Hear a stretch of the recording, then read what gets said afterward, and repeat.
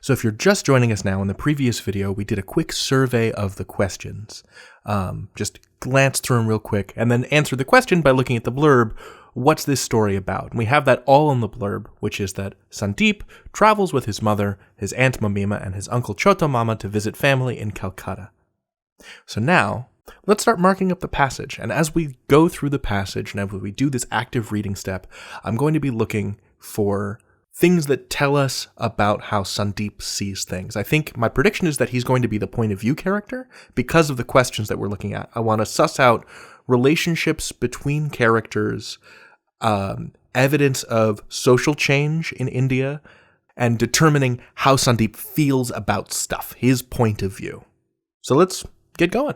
Two boys were playing carom on the steps of a small painted shed which had the following words on its wall in large black letters: National Association of Sportsmen. I don't know what carom is. It's a game, I assume.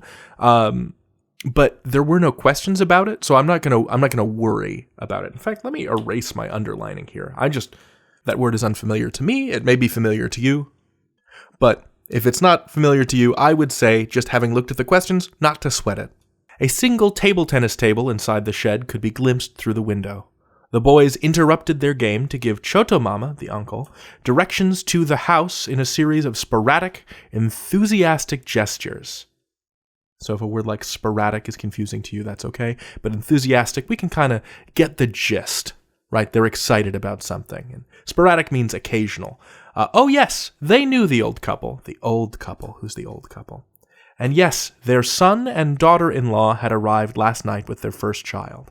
So we know that Sandeep and his family are traveling to visit family, and it sounds like other elements of the family, the son and daughter-in-law, are also getting into town. All right, let's continue on line 10. Is it a girl or a boy? Asked Mamima, rolling down the window. Okay, so they're in a car. A girl, said the boy. Mamima rolled up her window before the mosquitoes came in. The two boys vanished behind them. When they reached the house, they found that the old man was waiting on the veranda. Ooh, we had a question about waiting on the veranda. I don't remember which question that is. It might have been question 1 or 2, but we'll find out, because the question was, why is the old man standing on the veranda? Well, let's find out. Moths were shuddering round and round the lantern, though the old man was oblivious to them. He had come out because he had heard the throbbing of the engine in the distance. Okay, that's our answer for that question about why was the old man standing on the veranda. So when we do the question step, that's going to be why. We'll return to that text and say, aha, that's why the old man was waiting on the veranda. Let's continue at line 20. The night had been silent, except for the questioning cry of an owl and the continual orchestral sound of crickets in the bushes. The throbbing of the engine had, therefore, traveled through the silence to the old man's listening ear, and to his wife's ear, even when the car was relatively far away and beyond their range of vision. They had pondered over the sound, and finally he had lit the lantern and shuffled out. So what does this tell us? That the sound of a car is interesting enough to this couple that they would go and investigate it. That means cars don't come by very often. All right, let's continue at line, 27? 27. I told her, he said, referring to his wife. I told her that I heard the car. I knew it was the car. I told her you were coming. Once they were inside, Mamima gave the pot of yogurt and the pot of sweetmeats to the old lady. I know that this is also, yogurt and sweetmeats was something that was covered in the questions. So this is going to be important for later. There was no need, she said. Oh, really, she said. This is too much, she insisted, with the air of one who has just received the Kohinoor diamond as a birthday present. Come, come, come, said Choto Mama, with the air of someone who has just given the Kohinoor diamond as a birthday present and refuses to be overawed by his own generosity. It's nothing. All right, that's kind of an interesting parallel structure there. To have received the Kohinoor diamond and to who's just given the Kohinoor diamond. Where were we? It's nothing. It was nothing, of course, only Ganguram sweets and yogurt, but they fussed and created the illusion that it was something unique and untasted and unencountered. So here they're saying the host gifts that Choto Mama and Mamima gave are not super valuable gifts. It's just sweets and yogurt, but they treat it as though it's like a diamond, and not just any diamond, like a famous diamond. Something unique and untasted and unencountered, so something precious. Let's continue at line 41. The son and the daughter-in-law emerged shyly from the anteroom. Okay. I want to underscore words like that because I think that shows us how Sandeep is viewing them. Because I think that this is being told, even though it's in the third person, I think this is still a little bit from Sandeep's perspective. They, the son and the daughter-in-law, both stooped gently to touch Chotomama's feet, and Sandeep's aunt's and his mother's feet, a traditional greeting and a mark of obeisance towards one's elders. Obeisance, that's a big word. And if you're not certain what obeisance means, think about the context of what it would mean to, like, bow and touch someone's foot. And let's look at how they react to it. "Oh, no, no, no," said Chotomama, struggling to keep the son's hand away from his feet. "There's no need for all this." This was half a token gesture towards modesty, and half towards the new, modern India, Nehru's secular India, free of ritual and religion. So this is setting up some of that change that we're talking about. So modern India, right? Secular, a non-religious country.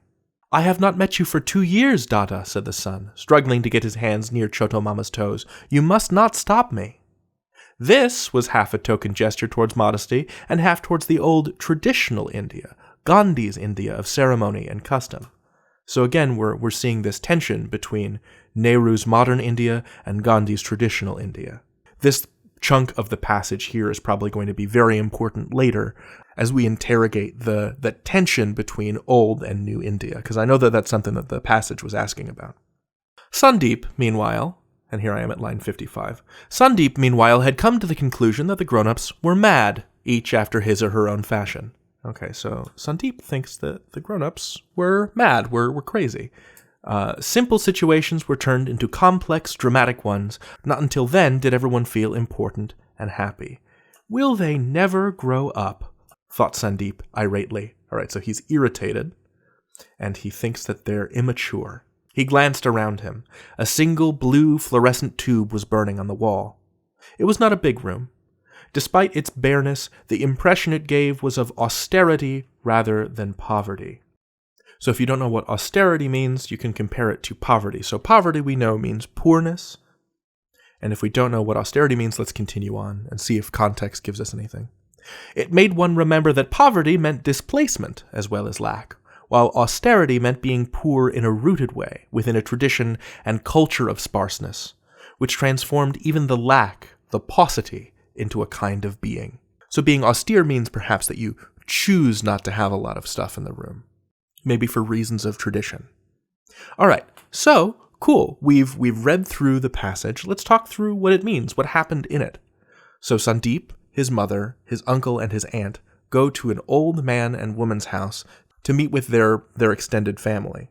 In fact, maybe let's make a little diagram here. So we have Sandeep, his mother, Mamima, and Chotomama.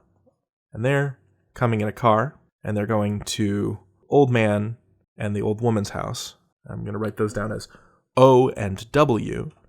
And the other people that have come are the son-in-law and the daughter and their baby. So I'm going to say S plus D plus B. Now, the daughter appears to be the daughter of Mamima and Chotomama, and the son is the son of the old woman and the old man. So it's Sandeep and his mother accompanying Mamima and Chotomama to meet their son-in-law and their daughter's baby for the first time, after the daughter and the son-in-law got married 2 years ago. Because we remember from the passage that the son-in-law tries to make this respectful gesture to Mamima and Chotomama by touching their feet and saying, "I have not met you for 2 years." And so everybody engages in this ritualized back and forth. First, Mamima and Chotomama giving host gifts to the old woman and the old man, and then the son-in-law trying to give the respectful gesture of touching the feet of his in-laws. And through it all, Sandeep is witnessing it and commenting on it through his narration, or through his perspective that we get from the narration. So with all that in mind, let's take that and start going through these questions.